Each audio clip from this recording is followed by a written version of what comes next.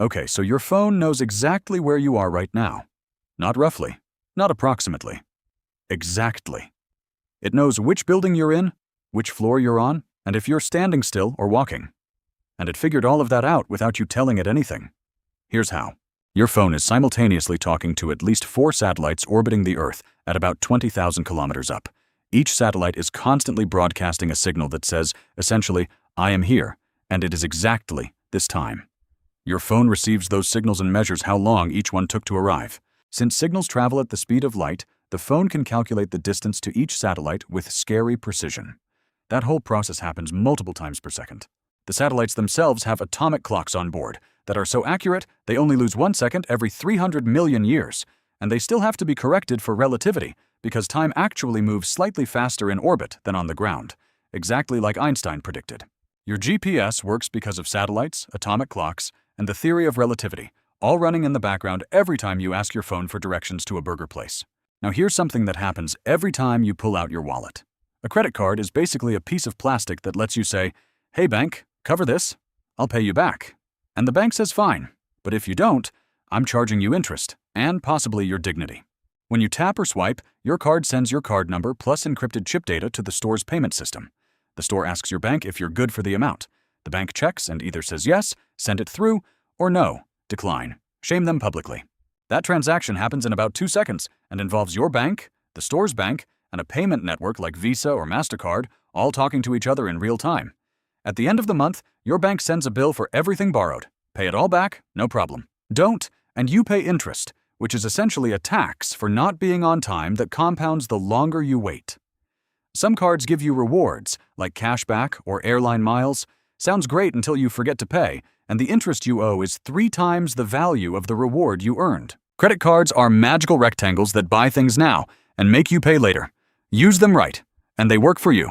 Use them wrong, and you're essentially renting money at a very unfavorable rate. Okay, here's one that sounds like it shouldn't work, but absolutely does. Ships, massive steel vessels weighing hundreds of thousands of tons, floating like they weigh nothing. A single aircraft carrier weighs over 100,000 tons and sits on the water like it belongs there. How? The answer is buoyancy, and it comes down to one idea. It's not about how heavy something is, it's about how much water it displaces. When you put an object in water, it pushes water out of the way. That displaced water pushes back with a force equal to its own weight. If the object weighs less than the water it displaced, it floats. If it weighs more, it sinks. Here's the secret. A ship isn't just steel. It's steel wrapped around an enormous pocket of air. And air weighs almost nothing. It takes up an enormous amount of space in the ocean. That volume pushes water aside, and displaced water pushes back with a force equal to its own weight. The ship floats because the water it moves out of the way is heavier than the ship itself. This is also why ships sink when they take on water. The air gets replaced by something heavy, and the math stops working in your favor. The ocean isn't being kind to ships. Physics just found a loophole, and naval engineers have been exploiting it for thousands of years. Now let's talk about something you do roughly 20,000 times a day without thinking about it once. Breathing. You already know the basics. You breathe in oxygen, you breathe out carbon dioxide. But here's what nobody tells you. You are not in charge of your breathing. Not really. You can hold your breath right now. You can breathe faster or slower on purpose. But the moment you stop paying attention, your body takes over completely. And it doesn't use oxygen levels to decide when to make you breathe. It uses carbon dioxide. Your brain has receptors that monitor CO2 concentration in your blood. When CO2 rises above a certain level, your brainstem sends a mandatory signal to your diaphragm. No negotiation. No override. Breathe now. This is why hyperventilating is actually counterproductive. You're blowing off CO2 too fast, which disrupts the signal system, which makes you feel dizzy and strange. And it's why when you hold your breath, the desperate urge to breathe isn't because you're running out of oxygen. It's because CO2 is building up and your brainstem is done waiting. You could actually have plenty of oxygen left and still feel like you're suffocating. Your body is not monitoring what you need. It's monitoring what you're producing too much of. The whole system runs backwards from what most people assume. Here's one that seems like a trick question. What actually happens when you turn on a light switch? You flip it and the light comes on instantly. So electricity must travel really fast, right? Actually, the electrons inside the wire move incredibly slowly. We're talking about a fraction of a millimeter per second. Slower than a snail. So how does the light turn on instantly? Think of it like a pipe completely full of water. The moment you push water in at one end, water comes out the other end immediately. Not because the same water traveled the whole length of the pipe instantly, but because the push propagates through all the water that was already there. Electricity works the same way. The wire is already packed with electrons. When you flip the switch, the electromagnetic push travels through the wire at close to the speed of light. The electrons barely move. The signal does all the work. You're not moving electrons. You're nudging a chain reaction that was already loaded and waiting. Okay, here's something that happens to you every single day and probably grosses you out when you actually think about it. Your skin is constantly falling off. Every hour, your body sheds roughly 30,000 to 40,000 dead skin cells. Over the course of a year, that adds up to about 2 kilograms of dead skin. Your skin is replacing itself completely roughly every 27 days.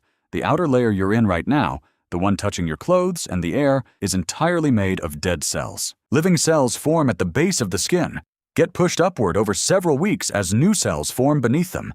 And by the time they reach the surface, they've died. They then flake off, mostly invisibly, mostly while you sleep. That dust on your bookshelf? A significant portion of it is you. The mattress you sleep on accumulates skin cells at a rate that attracts dust mites, which are microscopic creatures that eat dead skin. They're not dangerous. They're not parasites. They just live in the debris you leave behind every night, completely invisible, completely harmless, and absolutely everywhere. And finally, here's one that will follow you around for the rest of the day. Why do mirrors flip left and right, but not up and down? Why does a mirror know the difference between horizontal and vertical? Here's the thing. It doesn't. A mirror doesn't actually flip left and right. It flips front and back. If you're facing north and you look in a mirror, your reflection is facing south. The nose that was pointing north is now pointing south. That's the only reversal happening. The reason it feels like left and right are swapped is because you automatically imagine rotating yourself to face the same direction as your reflection, the way you'd turn to face a friend. When you mentally rotate, left and right swap. But up and down don't, because you don't rotate sideways. The mirror is doing one thing: reversing depth. Your brain is doing everything else. The confusion is entirely inside your head. The mirror is completely innocent. It's been unfairly blamed for something you've been doing to yourself this whole time. The world you interact with every day is running on mechanisms so strange that if someone described them to you without showing you, you'd call them science fiction. And yet here you are, in the middle of all of it, not noticing any of it, which is either terrifying or kind of wonderful, depending on how you look at it.